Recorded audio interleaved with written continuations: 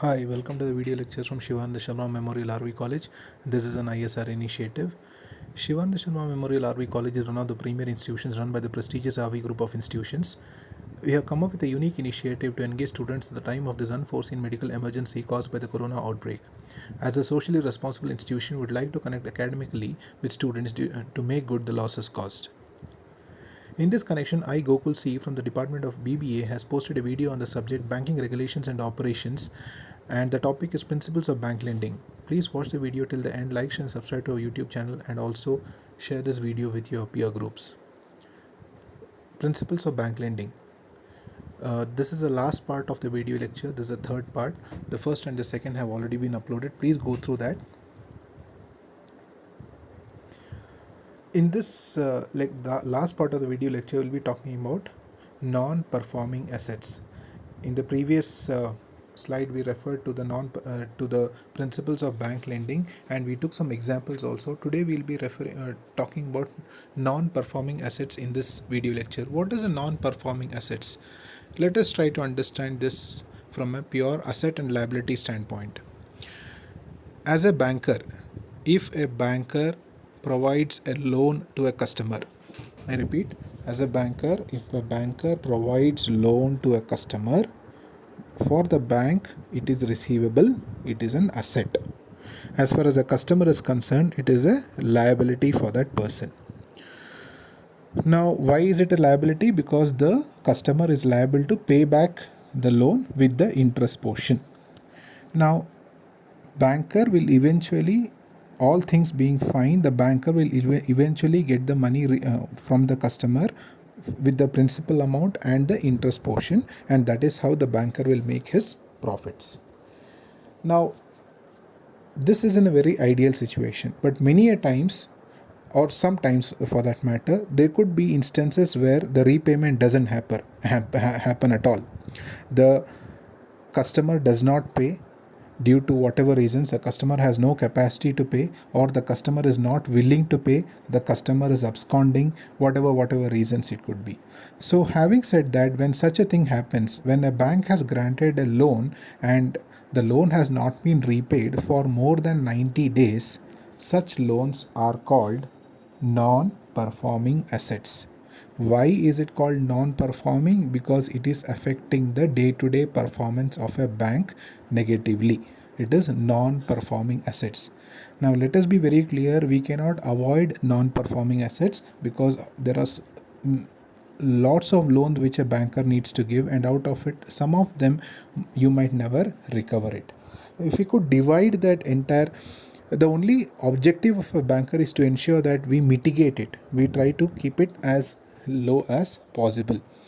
Now, if you could divide the entire non-performing assets into three categories, one could be called the substandard assets, which is anything which is less than 1 year, you have not paid it, and the customer has not paid it.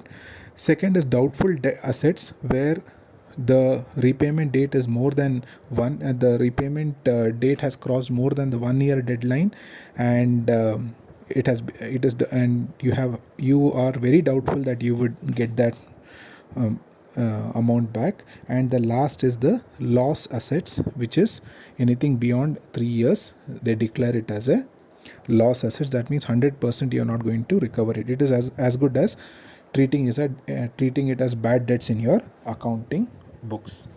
Now let us try to understand what is the impact of, now going by the definition, non-performing assets means any loans which fails to meet the repayment criteria within the deadlines. They are also called bad loans or irrecoverable loans. Now what is the impact of NPA? Why do we keep telling that the bank has to keep minimum NPAs or it should have no NPAs? The reason is it affects the profitability of the bank. How does it affect the profitability? In the previous discussion, we told that the profit of a bank is from the interest of loans that the banker receives from the customer. If there is no principal amount and there is no interest portion, that means so much of profit is reduced. Then obviously the profitability of the banker is at stake. Second is it is affecting the asset. The banker cannot buy any assets because he has not received the principal or the interest portion from the customer. Then the liability management is also a problem, because he is liable to the depositors, because a deposit, Whether you recover the loan or not, it is as a banker, it is your responsibility to provide interest to your depositors to whatever the in whatever the percentage that you have agreed on. That means to say, on the one side you don't recover anything, on the other hand you end up paying the interest on deposits for those people. And sometimes if the customer has to close his account and take away his deposit, that also becomes a big issue. Then capital adequacy. So obviously the working capital is also affected. How? Because if you go by the simple logic, it is affecting your assets, it is affecting your liability. That means your working capital is nothing but the difference of your current assets minus your current liabilities. So in that case, your capital is also getting affected. Then if you keep taking up deposits, if you keep building your deposits and you kept giving loans, then your customers, one of your the shareholders who are your key stakeholders, they will start doubting the efficiency of the bank, and it will shake the confidence of the shareholders, and they might stop investing the shares of your particular bank. Then obviously in the larger frame, it also starts affecting the public confidence. There are a lot of banks which we have gone through in recent times who have gone through this phase. The public has just lost faith on such banks, and what happens is, if depositors would come back and take money out of their bank and say that we don't know if if this bank would close down soon, so it is safe for me to take my deposits back. Now, having known the impact, now what are the facts, or what are the steps that a banker can take? Now, why do you think an NPA happens? One, because the banker has not going back to the same concept, has not applied the concept of sound lending. One. Second, he has not checked the collaterals and all those things. Third, the banker has given the loan just based on some bureaucratic or political influence. So these are the criterias. Now, having said that, what are the ways in which a banker can recover the NPAs? First is, whatever the collateral has been given to that person, given to the bank by the customer, those collaterals can be disposed of, they can be sold, and whatever the proceeds they get out of it, the banker can mitigate that loss through that. Second is, if the company has pledged their shares with the bank, the banker can sell those shares and mitigate and try to recover the loss of that particular loan. Third is, the banker can refer the company to NCLT. What is NCLT? National Company Law Tribunal. This is a government agency which takes care of all the companies which are liquidated, and it takes care, and the bank can refer such a company and or such a person or a company and say that this is what has happened, and they will look into the case and try to provide a solution to it.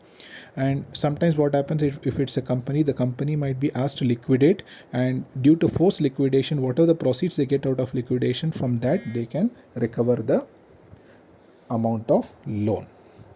Now, second thing is, if it is an unsecured loan, like a personal loan, generally when you take personal loans, there is no security which is given per se. But if such an unsecured loan becomes NPA, then there's nothing much a banker can do apart from just forego it. So that is in NPA per se is a big chapter altogether, but we are talking it in the under the umbrella of principles of bank lending. So I am talking with NPA only with regard to bank lending and not NPA as a chapter. That is the reason I am summarizing the whole thing in this 5-10 minutes, whatever is possible. So I hope the concept of principle of bank lending has been clear. Please go through the series of lectures, part 1, part 2, and then this one, which is part 3, so that you get a complete picture of it. Thank you so much.